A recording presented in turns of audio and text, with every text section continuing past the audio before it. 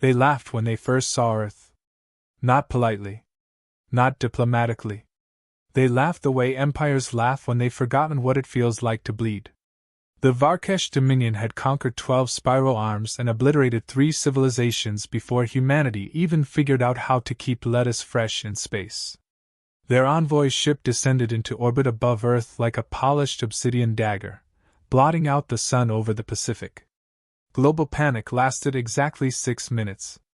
That was how long it took for the Dominion's High Legate to broadcast his message. People of Earth. The alien's voice boomed across every screen, every radio, every neural implant. You have been observed. You are unremarkable. Your militaries are fragmented. Your species is divided. Your weapons are primitive. Submit, and you may retain limited autonomy under Dominion oversight. He paused, and behind him, the sleek curvature of a Varkesh battle carrier shimmered like a god. Resist, he added, and you will be corrected. In the war rooms of Washington, Moscow, Beijing, Delhi, and a dozen other capitals, leaders stared at each other through secure channels. Old grudges evaporated like morning mist. For the first time in history, humanity had a common enemy. The Dominion sent a demonstration strike 2 days later. A tungsten rod from orbit. One city. No warning. Lisbon vanished in a white column of fire. That was when the laughter stopped. The United Earth Defense Coalition formed within 48 hours. Politicians who'd spent decades sabotaging each other now sat shoulder to shoulder, pale and quiet. Admirals who had prepared for terrestrial wars studied star charts they barely understood. The Dominion made its second mistake then. They assumed humanity would fight conventionally. They assumed we would scramble jets, launch missiles, beg for mercy. Instead, humanity went silent. For 3 months, Earth appeared paralyzed. No fleet mobilizations. No counterattacks. No desperate suicide charges. The Dominion established orbital dominance and began preparing planetary pacification protocols. Varkesh intelligence reports described humans as emotionally unstable but technologically stagnant. They noted internal political divisions, economic fragility, social unrest. They mistook restraint for weakness. Deep beneath the Nevada desert, in a facility so classified most presidents had never heard of it, Dr. Elias Mercer stood before a ring of metal the size of a cathedral. He was 62 years old, gray-bearded, sharp-eyed, wearing a wedding ring polished thin by decades of nervous habit. On a nearby monitor flickered the last video call he'd ever had with his wife, made minutes before Lisbon disappeared in nuclear white silence. The Dominion hadn't just destroyed a city. They had killed his family. Mercer addressed the gathered generals and scientists. Teleportation, he said calmly, isn't about moving objects through space. A holographic model of space-time twisted before them. It's about convincing space that distance is optional. For decades, the project had been theoretical. Fringe physics. Budget scraps. But the Dominion's arrival had unlocked emergency authorizations no one had dreamed possible. They weren't building faster ships. They were removing travel altogether. The first test was small. A steel sphere vanished from Nevada and reappeared precisely 3 kilometers away. No propulsion. No energy trail. The second test was larger. A decommissioned submarine disappeared from a dry dock and materialized intact in the Gulf of Mexico. The third test was classified beyond sanity. A stealth frigate vanished from lunar orbit. It reappeared inside the Dominion's unmanned mining platform in the Kuiper Belt. The platform ceased to exist. Mercer stood over the wreckage data and allowed himself a thin smile. They think space is a moat, he muttered. We just built a bridge. Above Earth, the Dominion's armada finalized invasion staging patterns. Thousands of ships. Perfect formations. Predictable arrogance. The High Legate transmitted one final offer. You have had time to consider your insignificance. Kneel and be preserved. On Earth, no reply came. In orbit, Dominion scanners suddenly flickered. Energy readings spiked. Then vanished.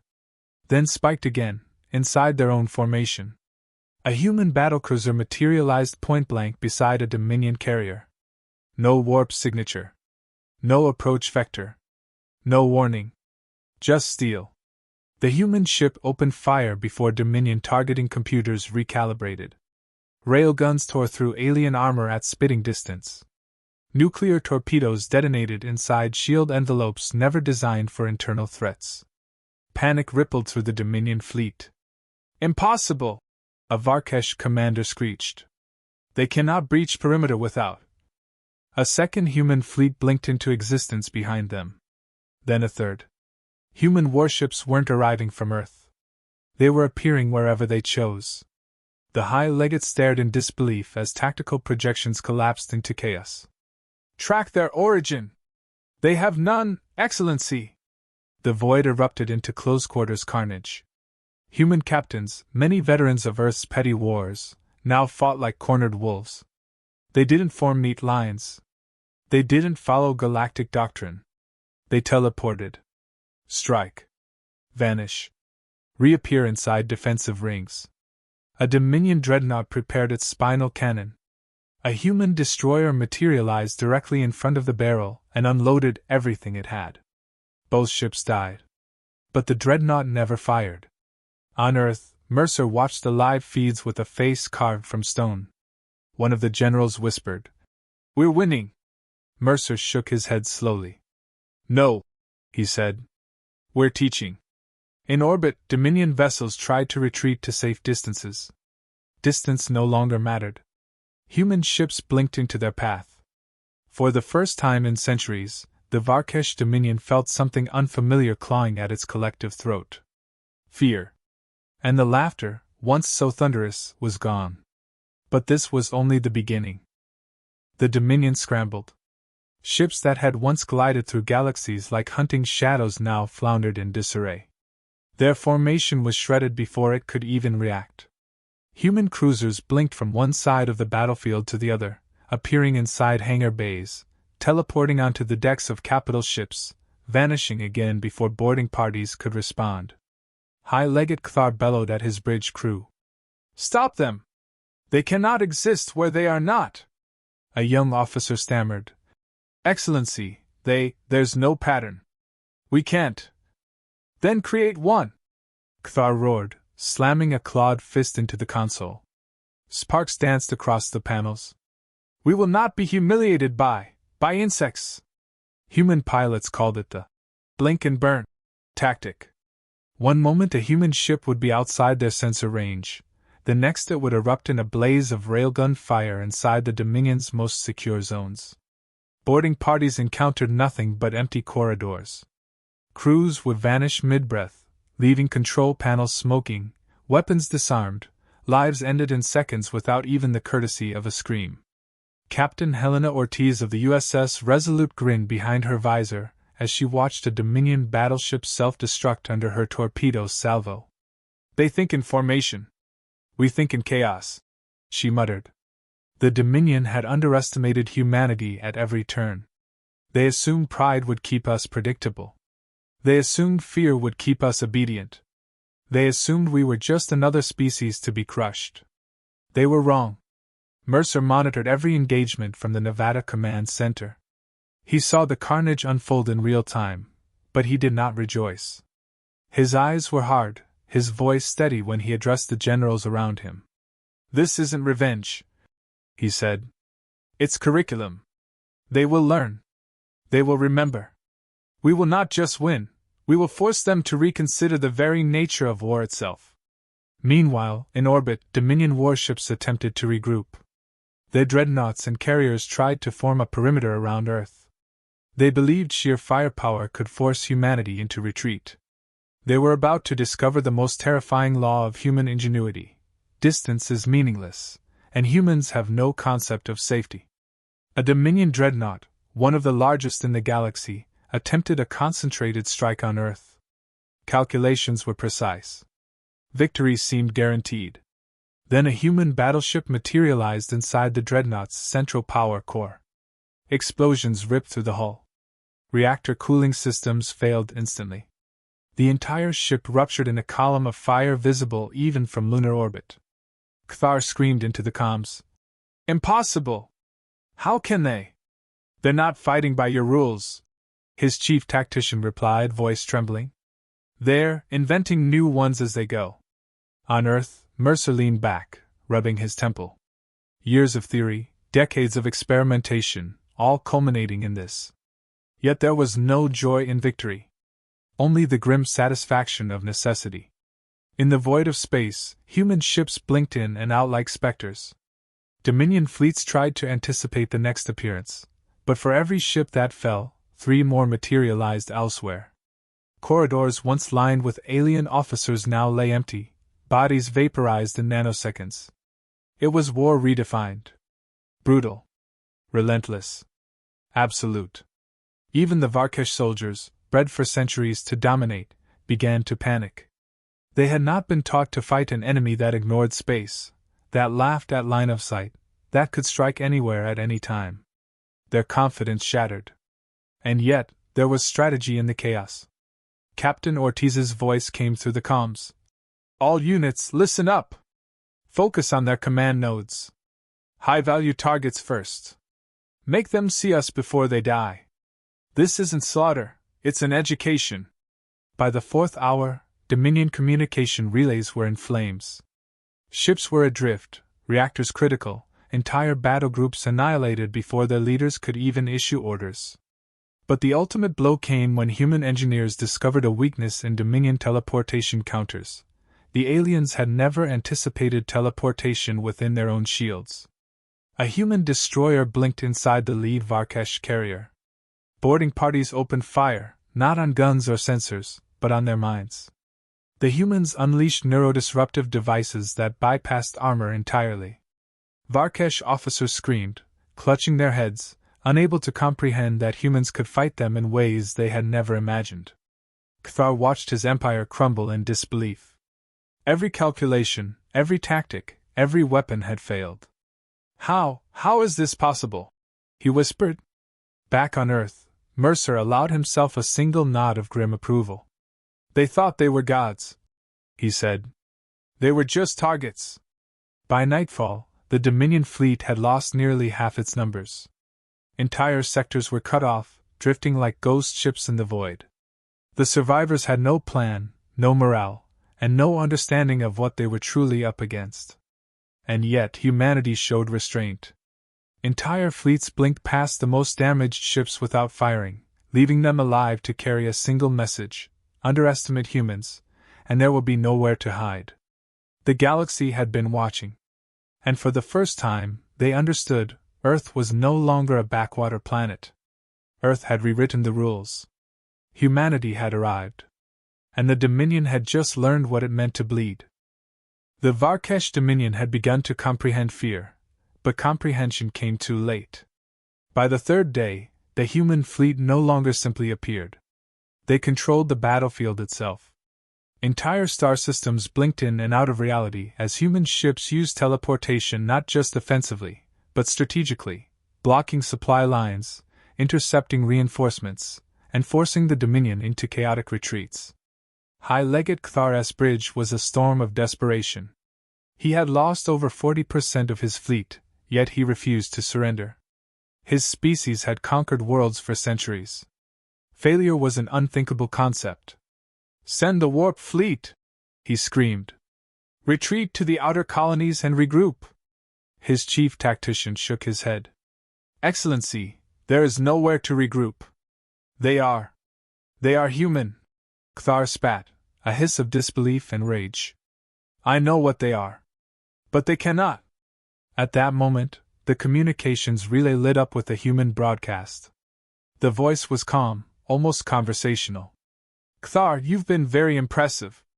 Truly, said Captain Helena Ortiz of the Resolute. But we're going to have to ask you to surrender. For your own safety. For your crews. And, well, because we promised your species we'd teach you a lesson in humility. The Dominion fleet froze. Humans didn't usually talk. Not in the middle of combat. Not like this. You will comply, Ortiz continued, or we will continue to blink you apart until you finally understand that you never should have underestimated us. A ripple of panic spread through Kthar's officers. Every sensor indicated that more human fleets were materializing, behind them, beside them, even inside their command carriers. Each blink struck precisely at the nerve centers of Dominion power. Entire planetary garrisons vanished in an instant, leaving nothing but empty stations and shattered communications. Then came the twist no one had anticipated. Humans began to strike from the Dominion's own colonies. Mercer had authorized a level of aggression that even the generals on Earth found shocking. Using covert teleportation techniques, human teams materialized in the Dominion's supply depots, weapon caches, and communication hubs. They didn't just destroy, they reprogrammed, hijacked, and disrupted Dominion networks. In minutes, supply chains were rerouted, reinforcements stranded, and fleets left drifting in voids they could not escape. Kthar screamed into his comms. "This is not possible!" "They how?" "Human ingenuity, my friend," Ortiz said casually, voice dripping with dark humor. "We don't follow your rules. We invent new ones." On Earth, Mercer watched the simulation feeds, his hands clasped behind his back. His face was calm, almost serene.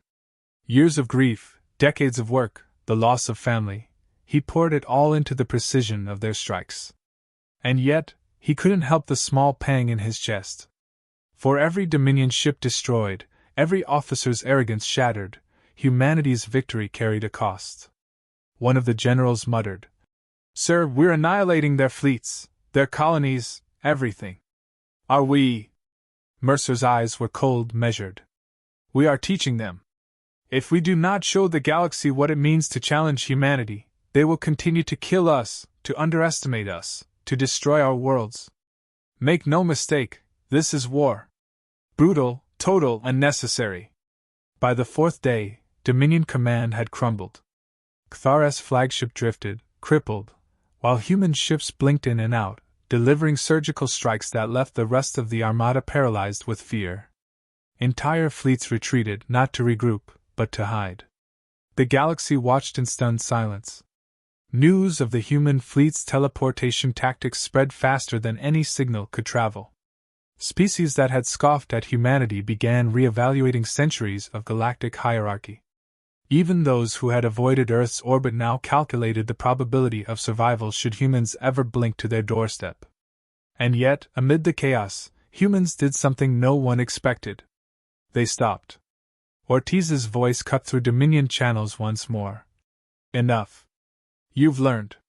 Your empire is not gone, but your arrogance is. Reflect on that. We will not annihilate you, today." The Dominion fleet, battered and humiliated, drifted in silence.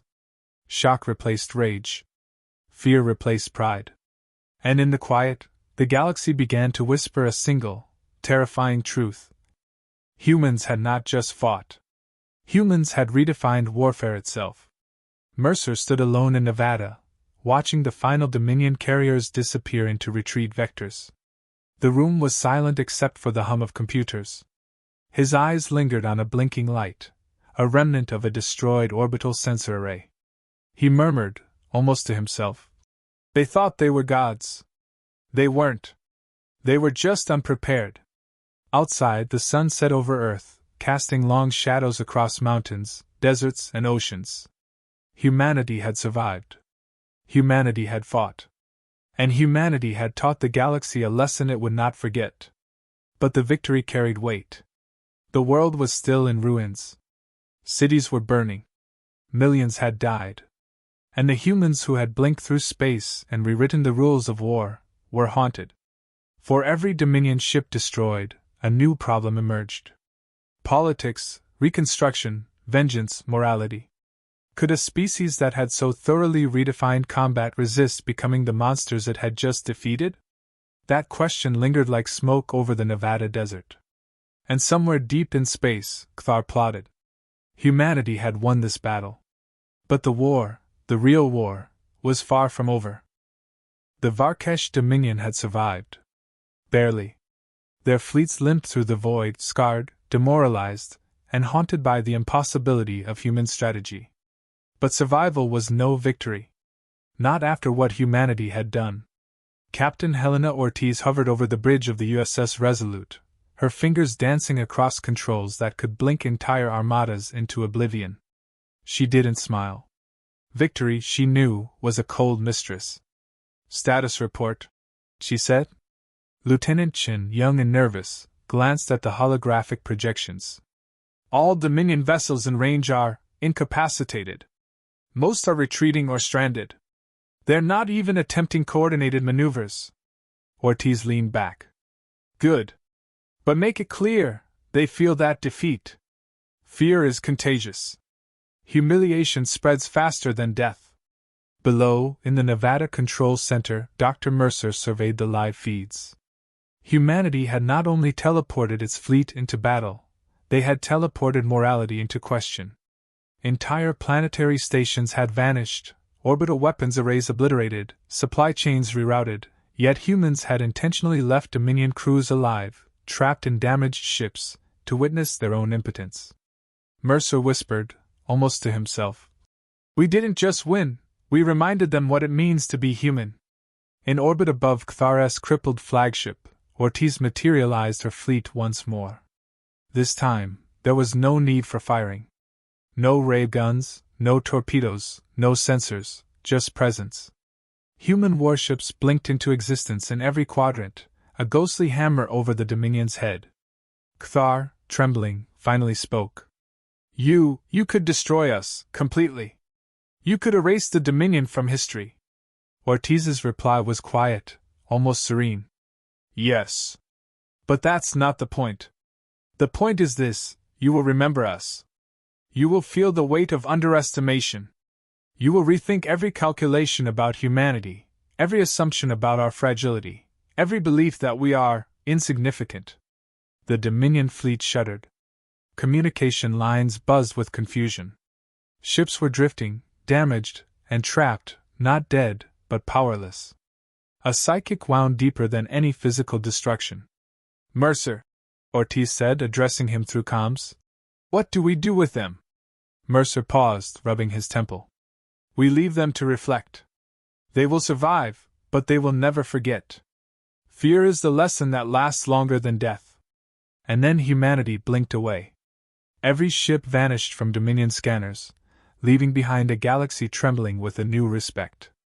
On Earth, celebrations were muted. Cities were still in ruins. Millions had died. Families had been lost. The world was scarred, but alive. Humanity had won its first war against a galactic empire. And in doing so, it had announced itself as a predator the galaxy could not ignore. But victory brought reflection. Mercer stood atop a ridge in Nevada, staring at the horizon, shadows of human warships projected in the evening sky as simulations played on massive holographic displays. "We've rewritten the rules of war," he murmured. "But have we rewritten the rules of ourselves?" Ortiz's voice came over the secure channel, soft but firm. "Perhaps. But we are human. We survive. We adapt. And sometimes, we teach." Across the galaxy, whispers began. Reports, intercepted transmissions, terrified intelligence summaries. Earth is not to be underestimated. Earth blinks where it pleases. Earth defines the impossible. High Legate Kthar, back on his crippled flagship, clenched his clawed hands around the rail. He had survived. But survival felt hollow. The humans had shown him something no fleet, no weapon, no empire could ever forget. Humans do not play by the rules. And the galaxy understood, this was only the beginning. Earth was no longer a backwater planet. Earth was a warning. A lesson in ingenuity, resilience, and brutality wrapped in morality, a morality that humans wielded like a blade. The Dominion would rebuild. Other empires would rise. New threats would appear. But all who observed would carry the same chilling thought. Underestimate humanity, and you blink into extinction. And somewhere, deep in the heart of Nevada, Mercer allowed himself a rare, grim smile. "Let them come," he said softly. "We're ready." The stars stretched endlessly beyond the horizon. And humanity, blinking, unpredictable, terrifying, was finally awake.